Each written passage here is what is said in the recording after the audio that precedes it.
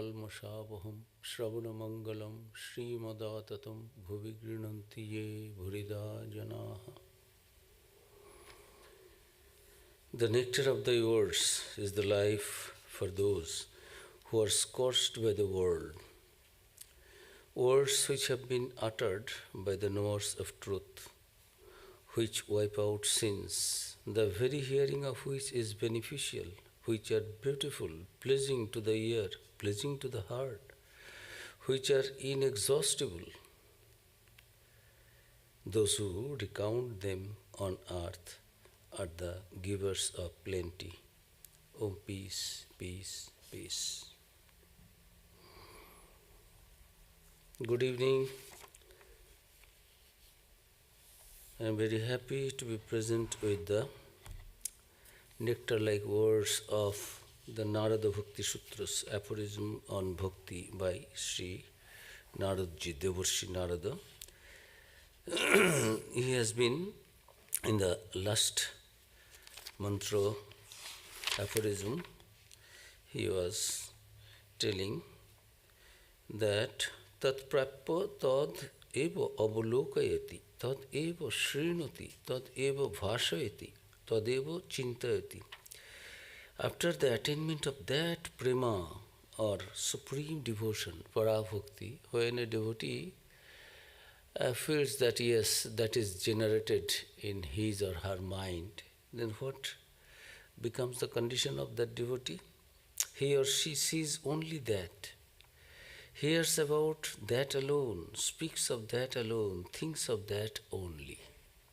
So that was, he was in the last sutra, 55, we have been reading, that is the supreme love described here. So in brief, it is a love which is beyond description, but nevertheless, it is a fact of experience, and the experience is such that one's mind becomes free from all other thoughts.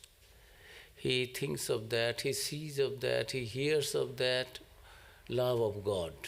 When in the mind of the devotee that devotion dawns, he or she cannot do any other thing, cannot think of any other thought, cannot pursue any other pursuits, any other activity, because mind has become completely changed.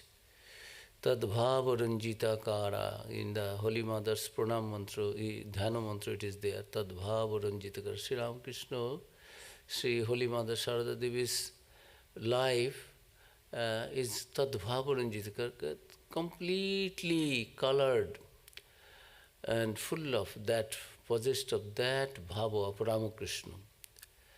In Holy Mother's mind, other than Ramakrishna, nothing was there. So, in the mind of the devotee, this prema, divine love, supreme love for God, that is there 24 hours in his thought, in his hearing, in his activities, in all gestures and postures of life. That is, he hears that. That is what is expressed by saying that he hears that, he speaks of that, he thinks of that. It is complete absorption in that love.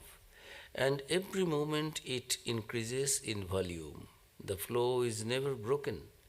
And it is subtler than the subtlest, and therefore it cannot be described. That is what is mentioned as the characteristic of supreme love. How one can describe this, that supreme devotion, supreme love for God, that one becomes like this. It cannot be described. This is either to be felt or something we see. That yes, how can you say that it is a storm? Oh, it's all the trees, branches are falling this side, that side. How can you say it is very scorching sun? Oh, you stand there, you see. People cannot stand there coming under the shade. It is like that. How can you say there is wind? Oh God, you feel it. So it cannot be described otherwise how you feel inside. But outside you see that this person is a completely changed one, other than God, other than love of God. He or she cannot think of, cannot be engaged in any other thing. So that we read in the last. Now, in the mantra number, in the aphorism 56, this Naradji is now telling that Goni Tridha Guno Vedat Artati Vedat Va Uttarasmat Purva Purva Shreyayo Bhavati 56 and 57. Uttarasmat Purva Purva Shreyaya Bhavati. And Goni Tridha Gunavedat Artadi Vedat. What is the meaning of these two mantras? Goni Tridha. This Goni means the beginner's devotion, Tridha, of three types. Devotion of the beginners, there are three types of devotion. And this devotion, three types why? According to the three qualities. In our life, there is Uttama, Madhyama, this Sattva, Raja and Tama. This is there. So the beginner's devotion falls into three categories because of the prevalence of the three qualities, the gunas, or the nature of the aspirant seeking freedom from distress. So the beginner's devotion can be divided into three. This is Sattvik, Rajasic and Tamasic. Sri Ramakrishna also said this. Sattvik devotion, how is Sattvik devotion, how is Tamasic devotion? It is Ma Kali's puja, Tamasic devotion. Mother, with Kali puja, there are devotees, they dacoits, robbers, but the devotee of Kali, after doing Kali puja, going to loot, going to break in somebody's house, going to do the robbery. That also is there. They are also devotees, but this is Tamosika Bhakti. I want something, so we will discuss that. So, this is what Naradji is telling, that the beginner's devotion can be divided into three categories according to the gunas. We call, oh, this man is very sattvic, oh, very good man. Means that man never lies, that man never quarrels with others, that man never shows any selfishness. Certain things, certain qualities, virtues we find in those persons. When we say, oh, very, very bad person, oh, very quarrelsome, oh, very haughty, oh, this man is roguish. Why? How can we know? Through their behavior, we find that automatically they express, they manifest, thank you my dear, they manifest their personality through their activities. So, and it differs, it varies person to person according to these three qualities, three things, Sattvika, Rajasika and Tamasika. That is what is being described here. Of these, the preceding categories are superior of the succeeding ones. Uttarasmat, Purva Purva Shreyaya Bhavati. There are three types, and which is better? Sattvika is better, best, then Rajasika, then Tamasika. So, this is, but these are all bhaktis. You have to accept. Ramakrishna also had devotion for Mother Kali. We also have devotion for Mother Kali. But there is the degree of devotion, differences in degrees. Sri Ramakrishna also, people say, oh, he is a bhakta. We are also bhaktas. But can we compare our devotion with that of Sri Ramakrishna's? Sri Ramakrishna's devotion is that. Chaitanya Dev's devotion is that. Gopis in the Vrindavan, their love for God. And of all the gopis, there is Radha, Srimati Radha's love for Sri Krishna. Others were envious of that and would say something, why Sri Krishna comes to you only? We also love him. Why he doesn't come to our home every day? Why we do not see whenever we think of him, but he is always present in your mind. So many things they will tease, but they know the intensity of the devotion in Radha's mind are supreme. That also they know, but they will tease also. So, this Sattva, Raja and Tamas, these are three qualities are there in our lives. Everything, our behavior, this is our inner tendency. How we will be behaving, it depends on our these qualities, Sattvika, Rajasika and Tamasika. Now it is in details, it is being described. Bhakti has mainly been divided into two categories. One is supreme devotion, Parabhakti, and the other is Gauni. Gauni Tridha. Gauni Bhakti, the beginner's devotion, are divided into three. This Parabhakti is the supreme devotion, supreme love for God, and the other is inferior, called secondary devotion. Primary or supreme, Para, and Gauni, secondary Bhakti, in the beginner's mind. Now, Gauni Bhakti, the secondary type of devotion, may be divided into three categories.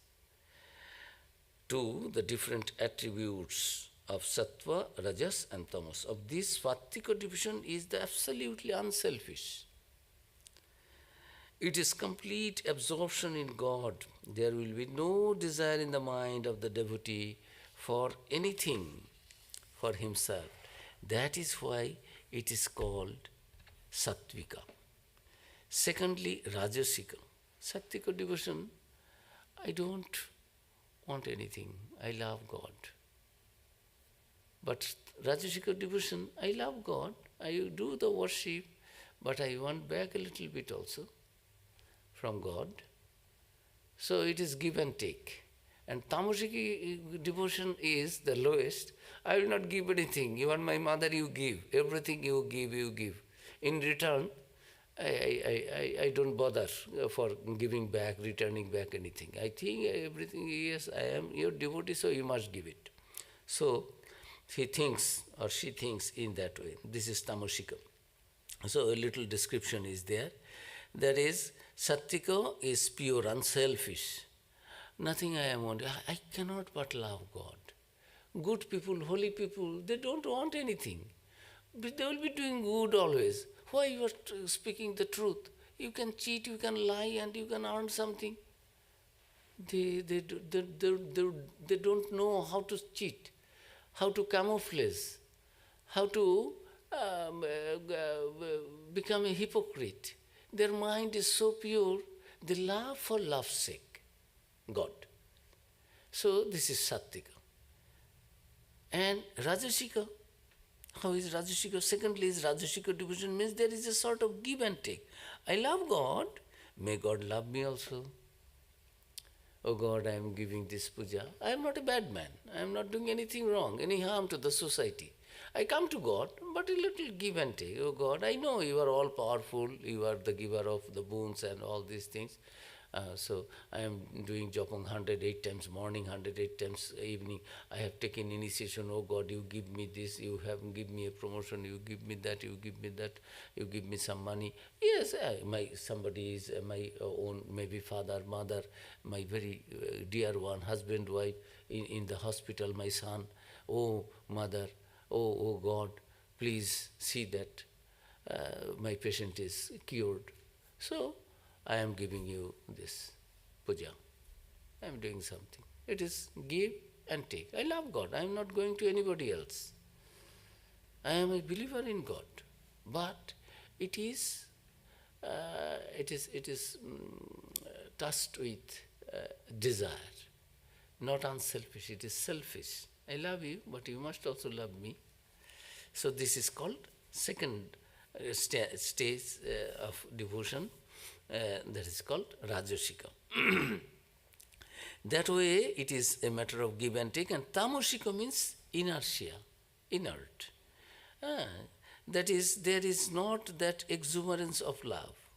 Like the Sattvika person, I will do japa meditation because I cannot do other, I cannot but think God. That is Sattvika. Rajasika is, yes, I will do today, I will do Purushcharan, I will keep fasting, because if I keep fasting, then God will be pleased, and if God is pleased, I have already prayed for these things, my desires will be fulfilled, although it is not bad desires, but give and take is there. It is not that pure like Sattvika devotion. Sattvika bhaktas, devotees, they don't want anything. I want to serve you, I want to think of you, I want to listen to the talks of you only. So, there is no give and take.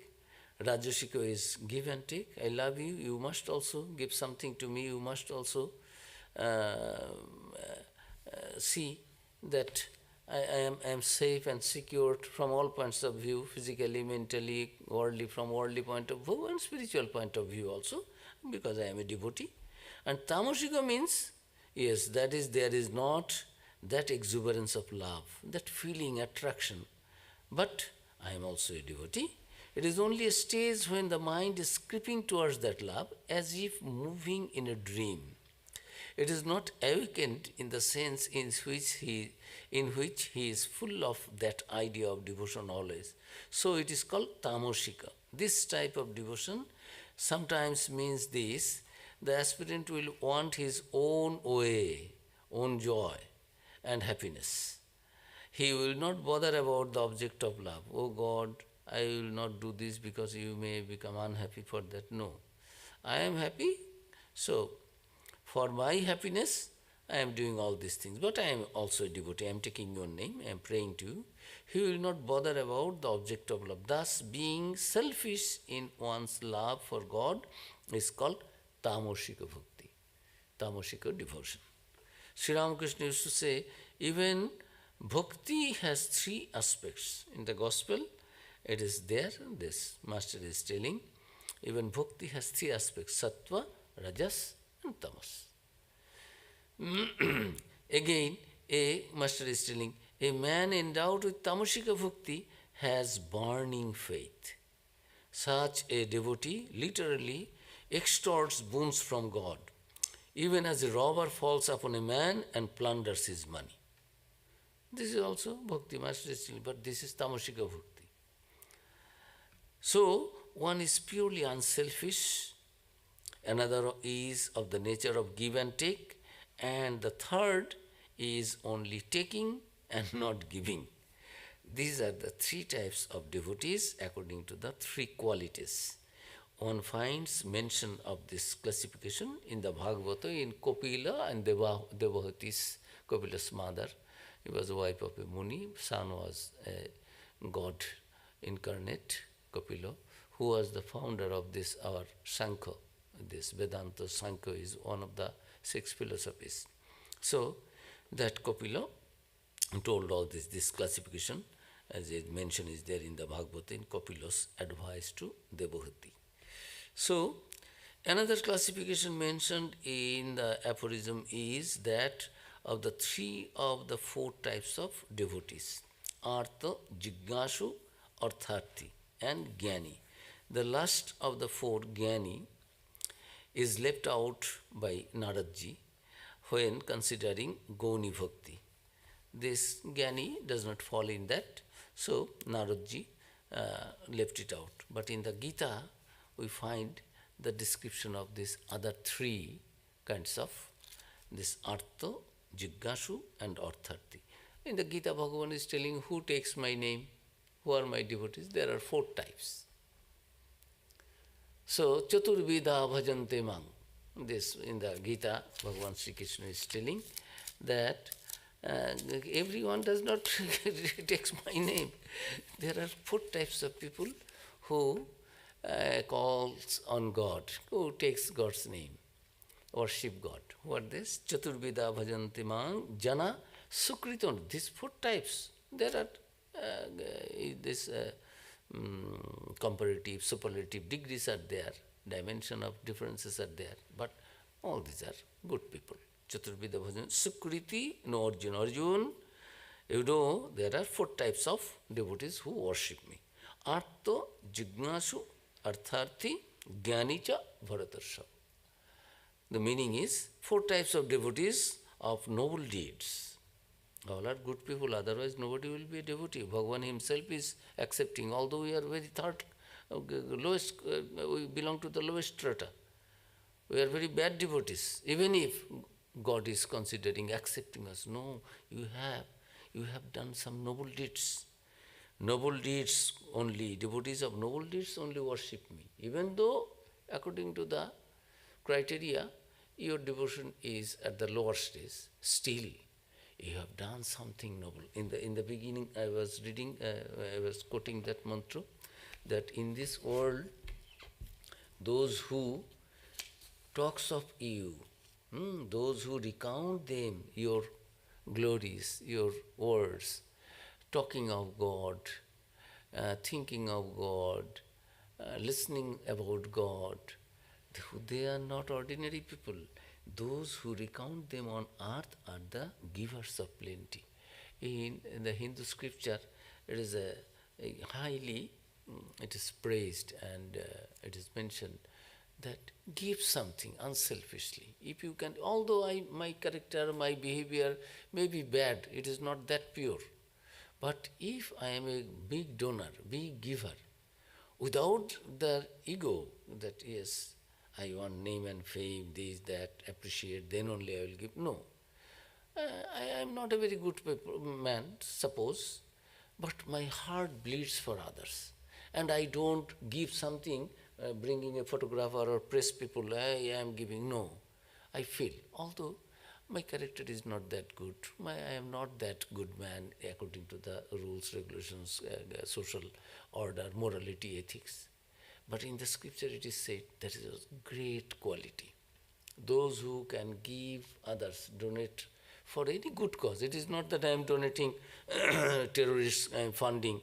You purchase more a gun business people. You go, I give you gun and you kill people. It is not that. Or you will take wine. I give more money. I donate you. Have more wine and alcohol and go to home and beat your wives and children. It is not that. For anything people are suffering, whoever is there to help others without any idea of selfish return, motive, that is always good. So, these four kinds of devotees are there. Bhagavan is telling four types of devotees who did noble deeds in their lives, in the previous lives or in this life. They only love me, worship me. And of those, Arjun, the seeker after worldly possessions, that is third. First is the afflicted. Afflicted say, I am suffering, I understand, I cannot come out of it. I am surrounded by all anti-minded people, and I cannot, oh God, save me. Or I am burning in this world, oh God, I know I do not have that love, that devotion, that purity that I can seek for the liberation. Oh God, you bless me, oh God. This is, I am artho. I am suffering. In the Chandi we chant Sharanagata Dina Artha Paritrana Parayane Sharana Agata Dina Artha Dina. I am humble. I do not have anybody. Neither I do have money, nor do I have any social standing, nor do I have anything. So, Sharanagata Dina Artha is Artha. Means I am afflicted, I am suffering, and I know you are the only one who can take me out of this mess, out of this suffering. Oh God, I pray to you, you help me, you bless me. So, this is Artha. Jignashu. Jignashu is the second. Artha is the first one. Jignashu is the second one. Jignashu means the seekers for knowledge.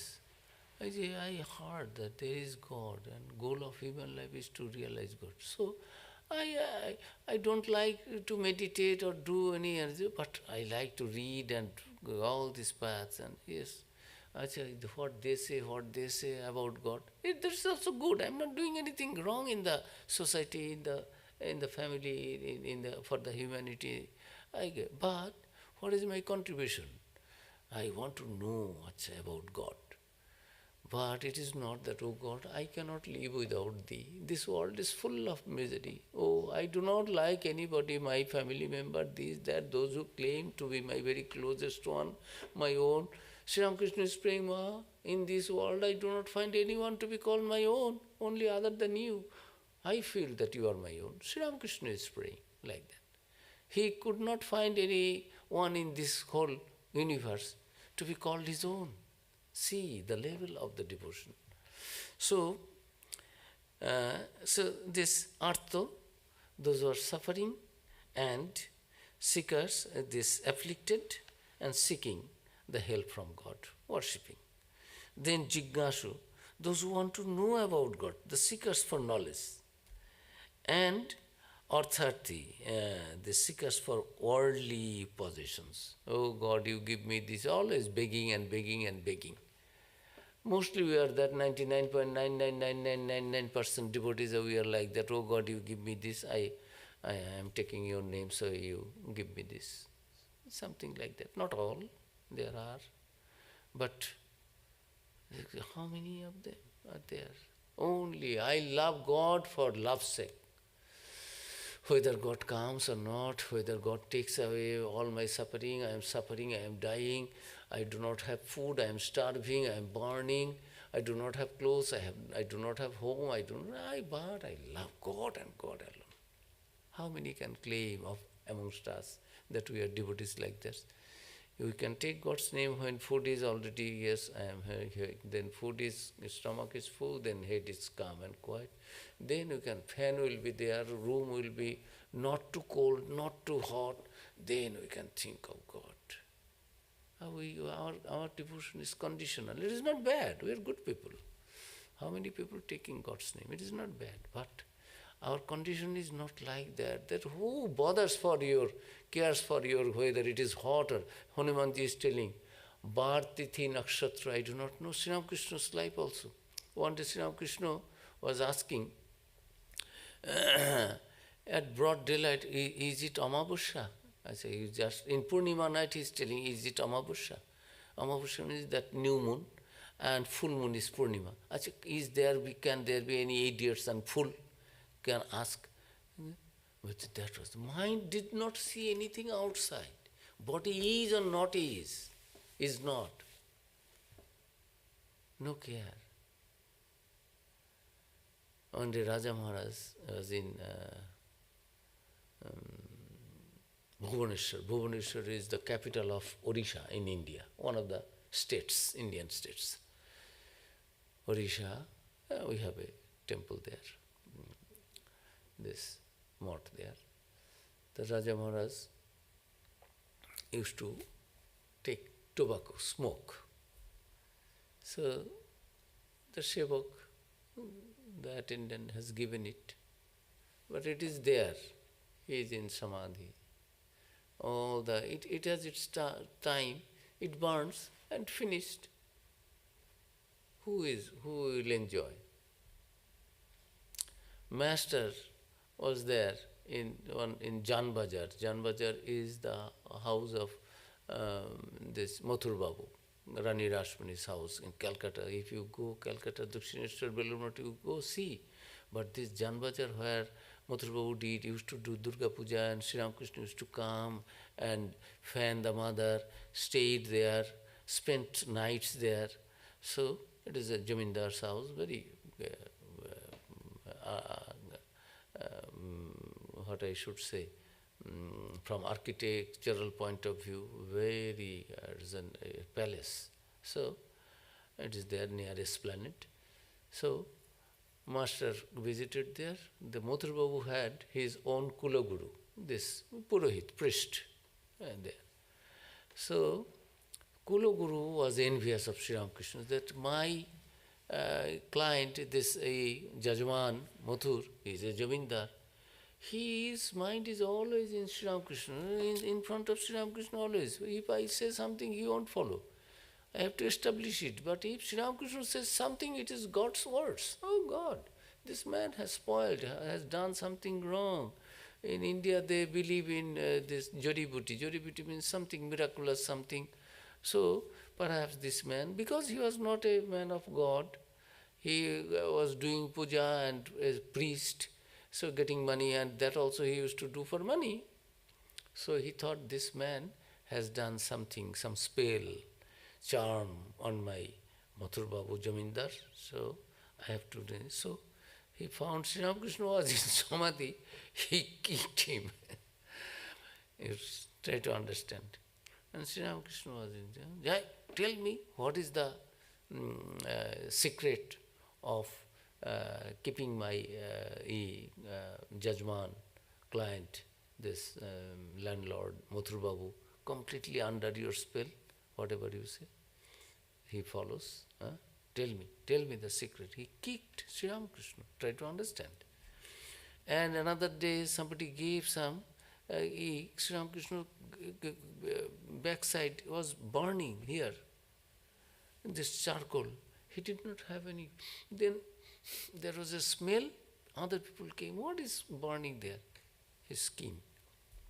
So people do not know what is happening. If mind is in God, that happened with Sri Ramakrishna, that happened with Chaitanya Dev, that happened with Radhas and Gopis, that happened with Hanumanji. Hanumanji was telling that Bar, Tithi, Nakshatra, I do not know. What is the star, stellar condition, what is the moon, sun, what is there, what is Tithi, what is the date, it is Sunday or Monday, it is day or night, I do not know. I know only Rama. See the devotion. How mind becomes completely absorbed in the object of the meditation on the chosen deity. What type of deep love only can bring out that kind of changes in the mind of the devotee. Radhas and other gopis, they are going to meet a man outside, women, what they are taking, wearing, they do not have any body consciousness. The jungles here, there, thorns are there, bleeding, their garments are torn, and some women are wearing their upper garments for the lower side and lower garments and upper side. Can you imagine? These stories are there. For non-believers it may be stories. But the devotees, they believe that it happened in the life of Krishna and Radha and the gopis. That is called divine leela, divine sport of God. How the mind, when mind is stolen by God, then what you do, who thinks of your body? And when Sri Krishna said, you see, at night you people have come, you are all women. What in the family they will say? Go home, you should not have come in this. Sri Krishna is testing their devotion, teaching, not teaching, just outwardly playing with them. Then go home, you should not have come here at this dead of night, midnight. In the society people will say bad things, you are all women, go back home. Daytime there is nothing wrong, but night time why you have come, go. Then the gopis are telling, these descriptions are there in the Bhagavatam. A very nice man, you have stolen away our mind. How can we go? Our indriyas, our senses are not functioning. Where is our house? Where is the house? How can we go? Do we know the route? Do we know our how? Our mind is here, you have stolen our mind, mind is with you, and you are asking us to go back. How can we go back, my dear? They have given sarvasya, everything. They don't claim, I have my mind, even the mind, what to speak of the body, even the mind also is not mine. I have given everything to you. So, these 4 types of devotees, those who are artha, afflicted, they worship, they are my devotees. And then jignasu, they want to know about me. Out of 8.4 billion people, maybe million people are interested in the whole world, 1 million people are interested in about God realization. Another a few millions will be there, 1 or 2 millions, trying to have the yes, and there is a God, let us know, read about God, think of God, something. Out of 8.4 billion people, how many bother for? So, jignasu and arthartiya, most are there, oh God, you give me this. The desirous of seekers after worldly possessions. So, these are the 4 types described in the Gita. And the Jnani. Jnani is the last one. So, because Jnani is Jnani already, he has got his knowledge. So, Narada ji is telling these 3, Artha, Jignasu and Artharti. The last of these four left out, Jnani. When considering this Goni Bhakti, Jnani does not fall in that. Goni Bhakti means secondary kind of devotion, possessors of secondary types of devotion, beginners in the devotee's life, path of this devotion. So, of the three, the aphorism states that the preceding one is superior to the succeeding one. Thus, Artho is greater than the Artharthi. The Gita mentions the four types of devotees. This I have just quoted. Narada considers only three.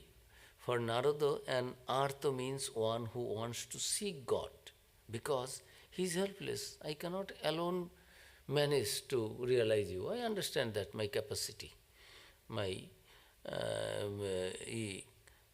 qualities, I know that without your help, oh God. So he is helpless, so seeks God's intervention, God's blessings, God's help, that is Artha. He is suffering on account of the misery of the world. I am suffering, I have just told.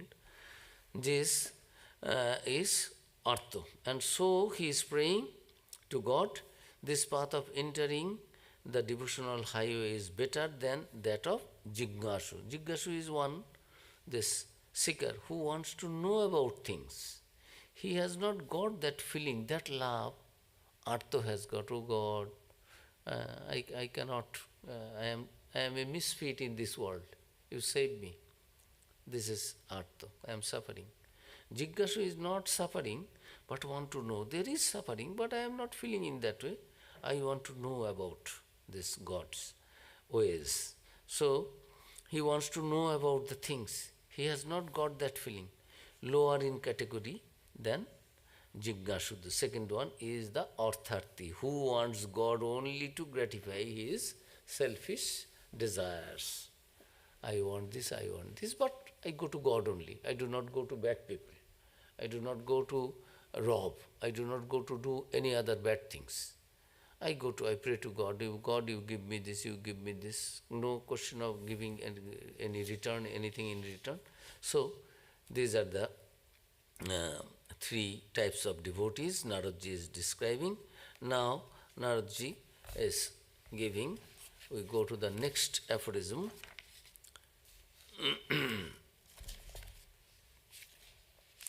Annasmat solabhyang bhakto. Annasmat solabhyang bhakto. Its meaning is the object is easier to attain through devotion than by other paths. Annasmat means than others. Bhakto, through the path of devotion.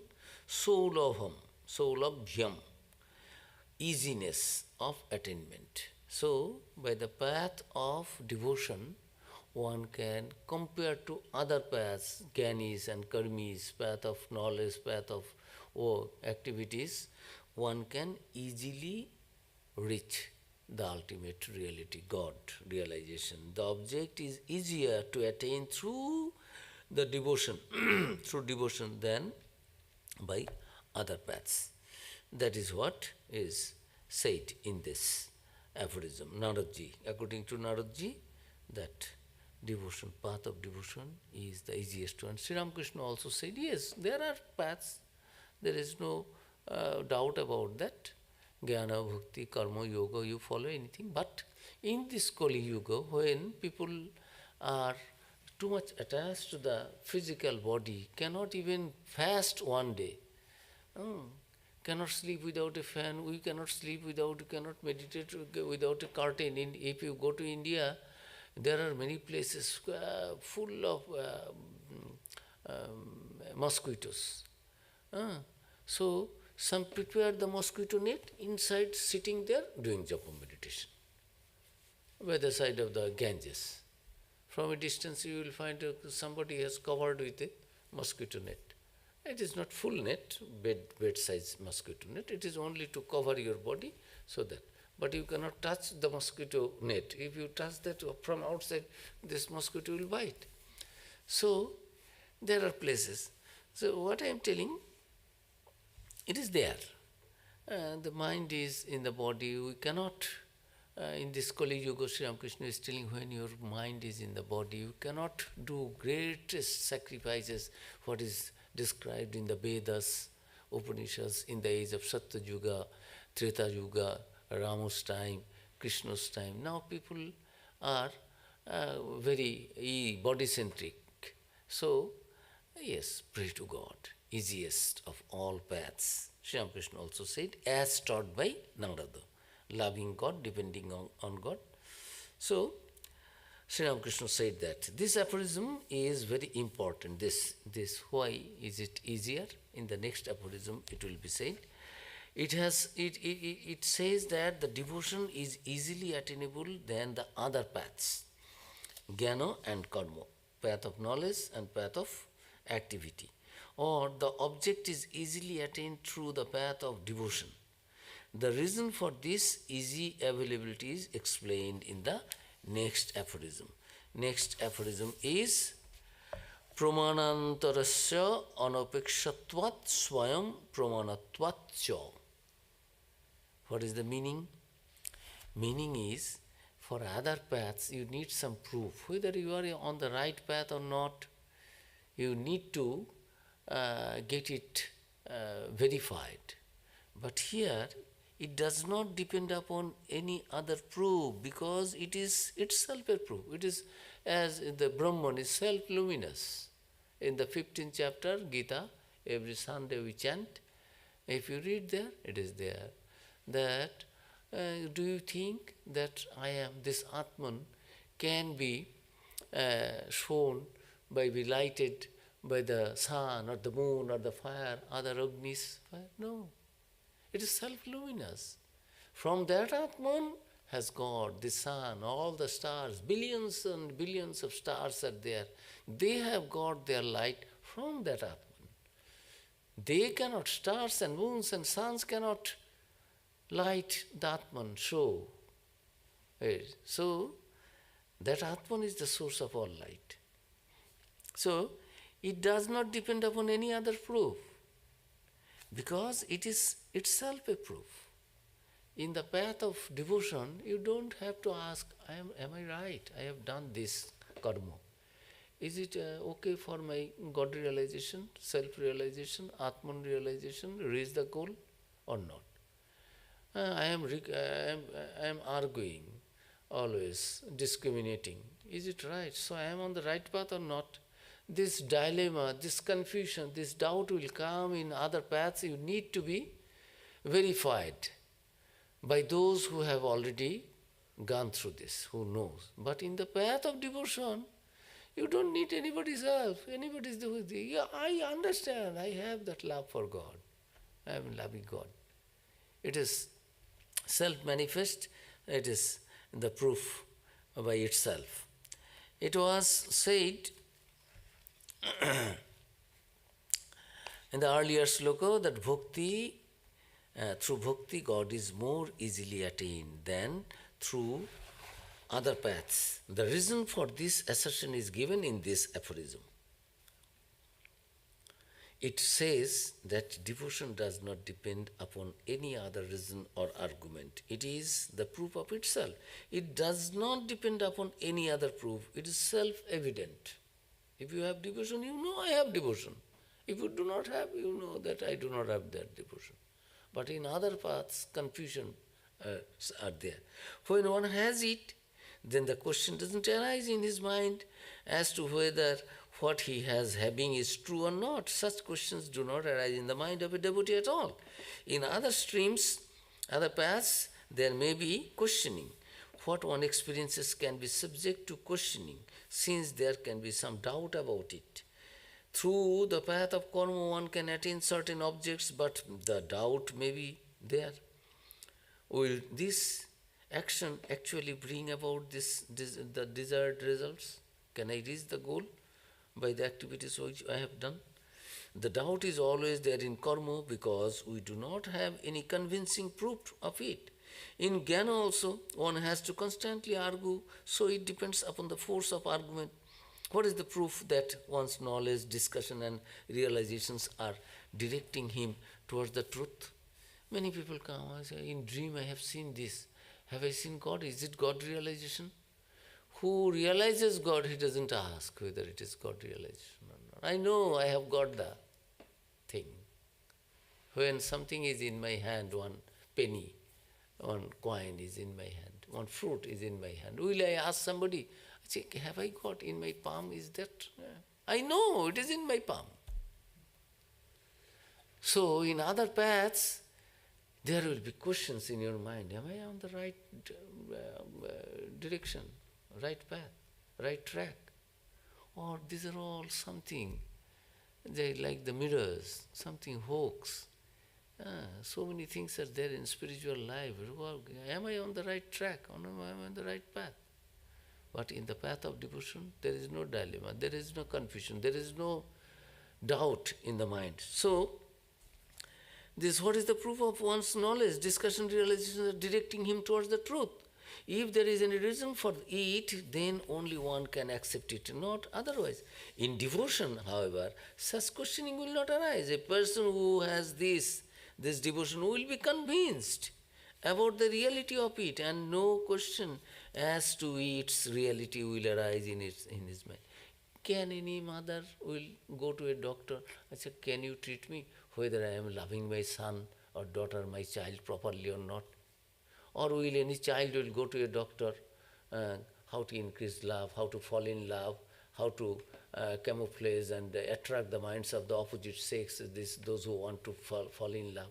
Mother, son, will they go? Son knows I love my mother.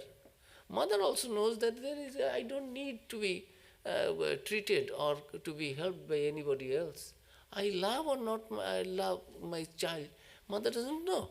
Child doesn't know I love my mother or I do not love. So I love my God or not. Do I need anybody's help and anybody's other testimony and proof and guidance? I know it's a yes. I know I hate you or I love you. I know. But in other paths, is this vision something came in it? Is it dream? Is it hallucination? Is it this or that? So many things will come. But for love, when that pure love is dawned in the mind, I know what it is. So, in the path of devotion, there is no question of this kind of confusion or others. A person who has this will be convinced about the reality of it, and no question as to its reality will arise in his mind or her mind.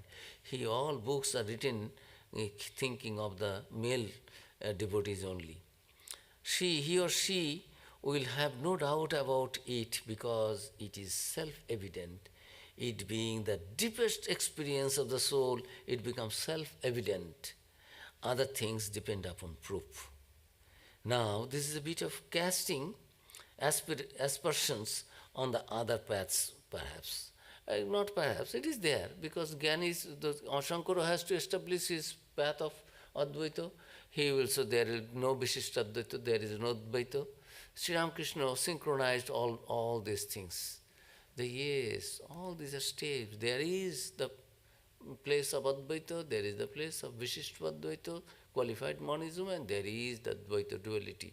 Accept all these things. These are all stage by stage. Don't say everything is Advaita. It is not that. Stages are there in the Vedanta. All the mantras are not approving, establishing the monism only. So, of the Vedantic idea. So, this kind of in the aspersion is there that in the Bhakti path only you do not have any. A Jnani also, when that highest realization has dawned, nobody, as I told already, you know yourself. If you are tasting the chocolate in your, you don't need whether it is sweet or sour. You have already it in your tongue, on your tongue. So, this Jnanis also, when that knowledge dawns in a person, it is of the supreme nature. He also, she also will not have any doubt about it. Others may question, but he or she will not question. Questions may be raised by others. Both for the devotees, highest type of devotees is Sri Ramakrishna. In the beginning, many people came and questioned, but They understood, no, there is no adulteration in it. So, in the path of in the case of a Jnani also, a real Jnani will not be misunderstood. In the beginning, people may question, but Jnani knows that I have got that, what I wanted to, what I know, what is what. I know the reality. So, supreme devotion and supreme knowledge, there is no differences. But Narada has to establish here the supremacy of devotion. So, he would say that for all other paths you need proof, but supreme knowledge, when it is dawned in the mind of the aspirant, he or she knows that is, I don't need any other proof. So, it is in the case of a devotion also. One may question whether a devotee who has got that deepest experience of love of God has got that the last thing, the highest ideal, or it is something else. This is subject to questioning by others, but a devotee himself or herself will never have any such doubt. He or she is convinced that he or she has realized the goal. So suppose we say a devotee is convinced, but that conviction may be self-delusion.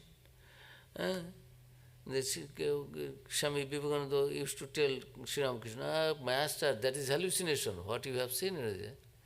So you are demanding it is your real vision. You have been talking to Mahakali. Actually, there is a stone image. How can it be? So, there may be, it is a self-delusion. He or she may be deluding himself or herself. The point is, if the delusion never breaks, then you cannot call it delusion. Any delusion to be called a delusion must be subjected to a condition that it disappears. Suppose I am seeing a snake in a rope. It is a delusion. It is a rope, but I am seeing a snake. So long I am seeing, it is snake to me, but only when a light is come, I know God. It is a snake. It is a rope, it is not a snake. Then it is delusion. So it is a delusion. But we can call it delusion only when I see the rope and not the snake again. Delusion is that something, suppose I am seeing a snake in a rope, it is a delusion. It is not a snake. But we can call it delusion only when I see the rope and not the snake again. I will not see the snake again. My delusion is gone. That is there in the Chandi. In the Gita also is there. That condition comes. All delusion, all confusion gone. That light of knowledge is there. So, that is the spell of delusion must be break at some time. But this emotion which we call devotion, the absorption of a devotee in the love of God never breaks. So this lasting spell cannot be called a delusion. Those who are will criticize. But I know I have got it. I do not have any delusion. Swami Vivekananda said many things. But that did not make Ramakrishna say that it was false. Ramakrishna knew. So that is why it does not depend upon any other proof. The devotee is convinced that he is having the highest state of experience. So his condition does not depend upon any test or proof. It does not depend upon any other instrument of knowledge. It is immediate and self-evident. That is one thing. That is the thing that we know. We will continue with this wonderful nectar-like words of Naradji about the devotion. And Sri Ramakrishna also said that in the Kali Yuga, this in the path of spiritual enlightenment, to have the highest devotion, this Narada's path of Bhakti devotion is very easy, and that is prescribed by him. Om Shanti Shanti Shanti Hari Om Tat Sat. Any questions? Yes. What is the difference between faith and love? What is the difference between faith and love? Yesterday also we had this Sarvadavanji, the same question on that. You see, in Bengali we call bhakti and this Vishwas bhakti. So, it comes simultaneously. If bhakti is not there, then Vishwas will not be there. Vishwas means faith will not be there if I do not have. Because suppose you are a mother, you can give your money to your son, daughter, you know they will not cheat you. Because you know you have faith in that. Because you love them, that they will not misuse, abuse this money. You have trust. So, Vishwas is trust, faith. And bhakti is love, devotion. So it goes together. What is fine? The egg is first and chick is second, or say what is. It is very difficult to say all these things. The devotion and this faith, it is intermingling always. It is when my devotion is there, my faith is also. If I have devotion for this goddess, I have my faith also in this goddess. And if my faith is in this goddess, if devotion is not there, how can I have faith in that? So, in the family life, you just think of it, this devotion you convert into love. If you have love for your child, you have faith in your child also. And if you have faith in your child, trust in your child, you have love. Why you love? Because you know it is my son, it is my daughter, it is my child. So, love and devotion, it goes hand in hand. And there's love and faith. Love and devotion and faith, it goes hand in hand. Which one comes first, and it is very difficult to say. There will be always discussions. One Pandit will say devotion comes. This is all juggleries, this to establish something. This love comes first, then comes faith. And some people will say faith comes first, love comes first. And there will be another school, they will say faith and love you cannot separate. As fire and its fire, burning power you cannot separate. Who is go first, who is go second, it is difficult to say. So in our life also, spiritual life, this devotion and faith, it automatically it comes almost simultaneously. Which is first, which is second, is difficult to say. Next. Okay. It is said that our conscience guides us about right and wrong. If our conscience is not well supplemented with regular scriptural reading, can it by itself guide us accurately? Please read again. It is said that our conscience... Slowly. If there is conscience. Yes. Our conscience guides us about right and wrong. Wrong. If our conscience is not well supplemented with regular scriptural reading, can it by itself guide us accurately? You cannot call it conscience. Conscience is conscience. Conscience will come only by reading the scriptures, or it is not that. Conscience is ever conscience, it is there. Why I will read scripture? Because my conscience is telling, don't read these porn things, read these. My conscience will guide. Yes, why we read scriptures? Because my conscience gets joy in that. It is not that scriptures made my conscience clear and this and that. So, if conscience is not supplemented, what is the question? Can it guide us accurately? If it does not guide you, it is not conscience. It is something else. If it is conscience, conscience will... Can I love and kill you? If I am loving you, I cannot kill you. Try to understand. If you think that my conscience is clear, if that is conscience what you call, then you must not be misguided. Conscience is that, ever ready to guide us. When you are thinking that it is right or wrong, then it is, the dilemma is there, it is not the conscience. Conscience will give a right and wrong.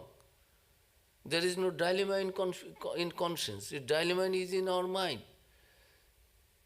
Conscience, that is called conscience. That faculty, discriminative faculty, that makes it decide, help us decide right or wrong, good or bad, I should do or not do.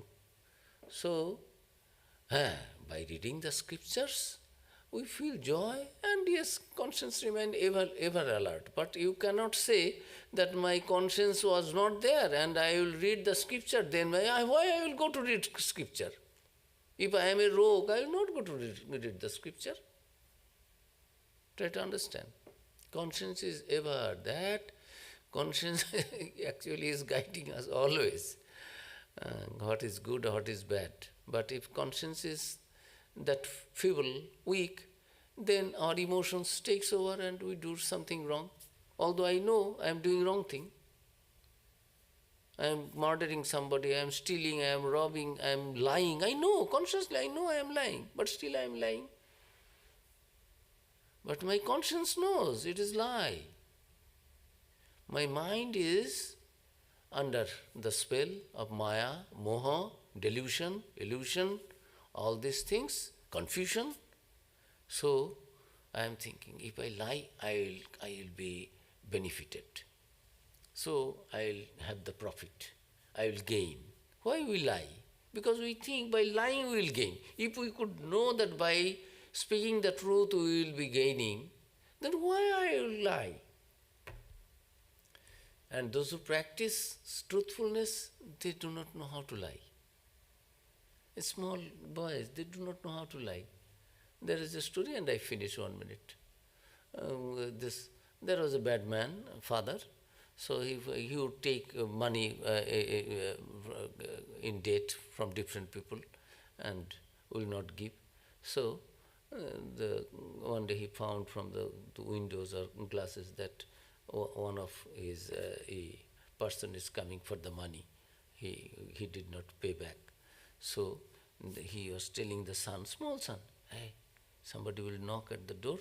You open the door, you tell that Baba is not at home, my father is not at home. Don't open the door. So the visitor came for money and said, he was telling, my dear, my father has said he is not at home, so I will not open the door. My father said, don't open the door, say that my father. The boy doesn't know what is lie and what his father is doing, playing. He doesn't know, the small boy, he doesn't know that it is lie. Who is getting benefited, that father is getting caught. He doesn't know. He said, father said he is not at home, so I will not open the door. The man outside understood what is what. So conscience is conscience, but our mind is overpowered by emotion. So thank you very much. Any other question? No. So you can now switch off. Any question from here?